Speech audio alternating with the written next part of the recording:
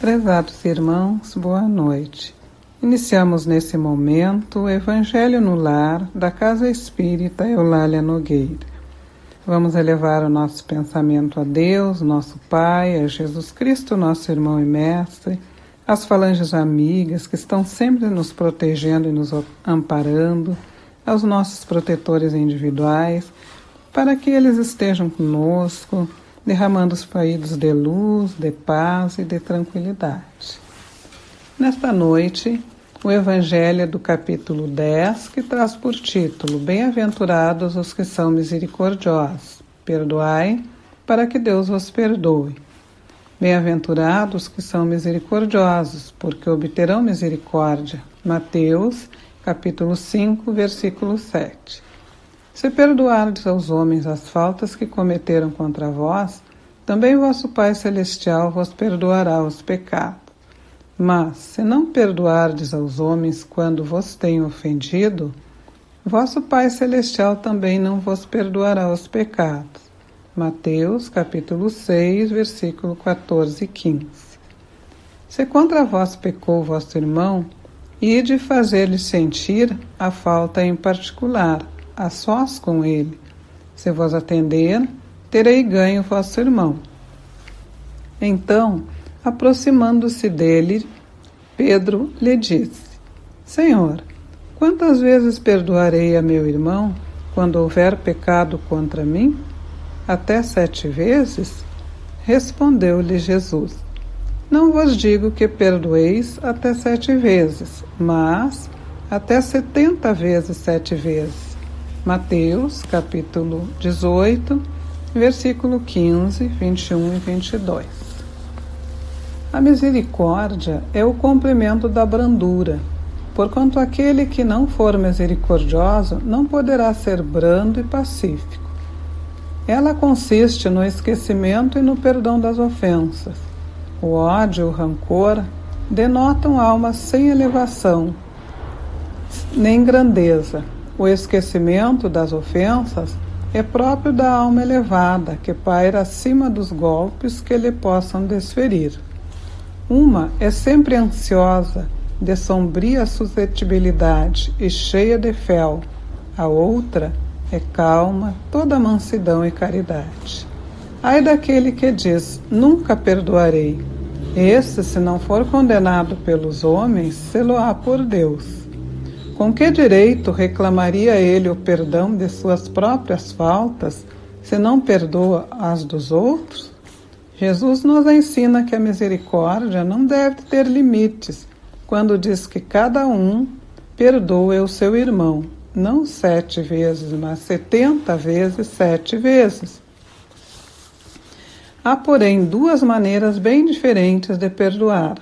Uma grande, nobre e verdadeiramente generosa, sem pensamento oculto, que evita com delicadeza ferir o amor próprio e a suscetibilidade do adversário, ainda quando este último nenhuma justificativa possa ter.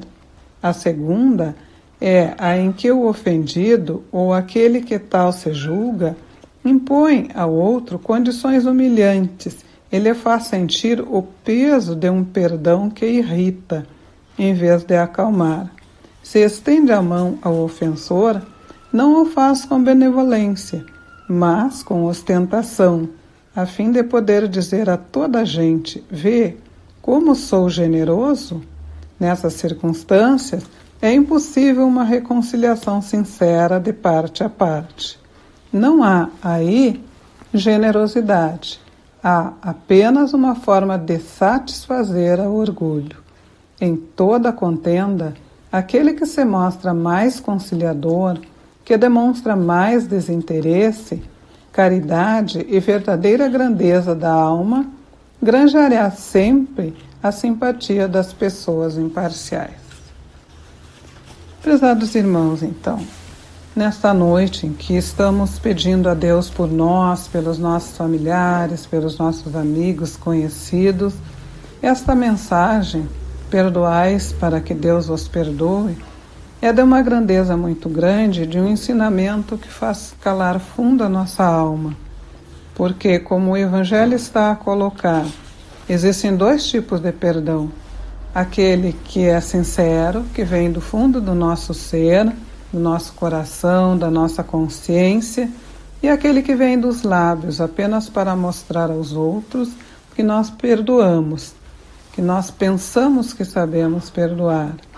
Perdoar não é uma tarefa fácil, porque nos atinge profundamente, principalmente no orgulho que ainda é muito forte em nós. Mas é um aprendizado que aos poucos nós precisamos ir exercitando.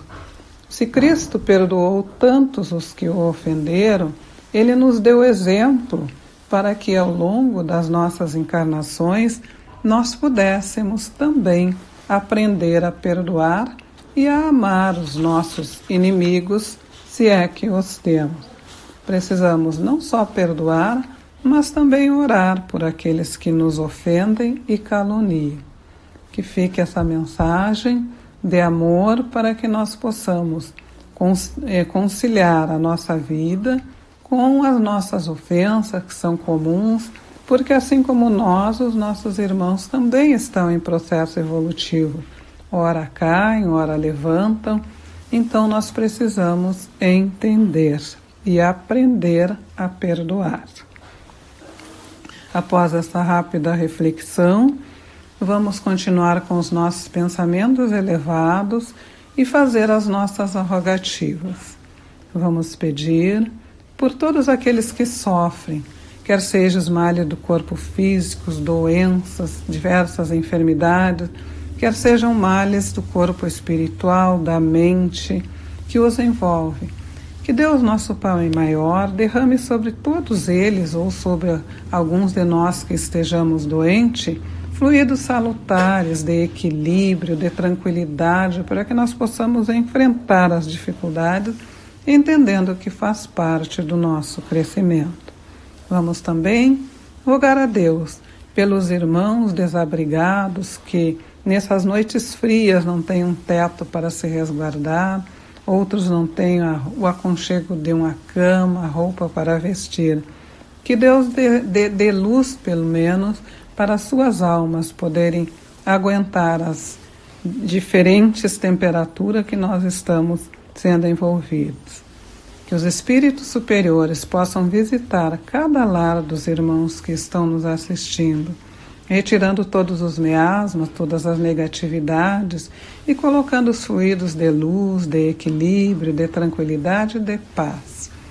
Que nós possamos também ainda pedir a Deus por acréscimo de bondade, que Ele coloque nas águas que nós preparamos para essa noite aqueles fluidos medicamentosos que nós estamos necessitando e que ao ingerirmos destas águas, estes fluidos possam percorrer todo o nosso corpo, retirando todas as negatividades, todas as dores, todo o sofrimento, que nós possamos ser tranquilizados com estas águas medicamentosas. Que Deus, nosso Pai maior, que Jesus Cristo, nosso irmão e mestre, que as falanges amigas, trabalhadoras da Casa Espírita Eulália Nogueira, que os nossos protetores individuais estejam sempre conosco, nos abençoando, nos protegendo, nos perdoando, porque nós somos ainda muito inferiores, nos abençoando. E que Deus nos ilumine sempre. Que assim seja, irmão.